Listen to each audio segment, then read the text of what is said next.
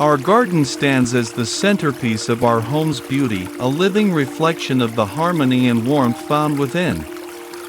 What greets the eye outside is a mirror of the peace and grace that reside inside. When the garden flourishes, it becomes the heart of our home, drawing visitors in with its quiet charm and natural elegance. Within this space, a deep sense of calm washes over you, an almost healing presence that soothes both body and soul.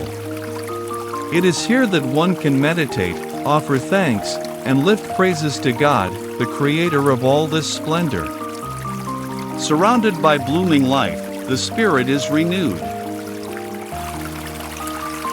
A garden reveals more than just a love for nature, it reflects the character of its keeper.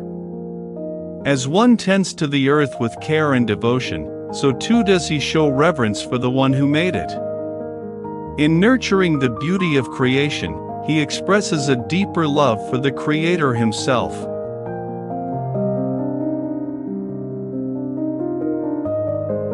The garden brings life and beauty to our home. Imagine how it would feel if your home lacked a beautiful landscape. It would seem sad, lifeless, and uninviting.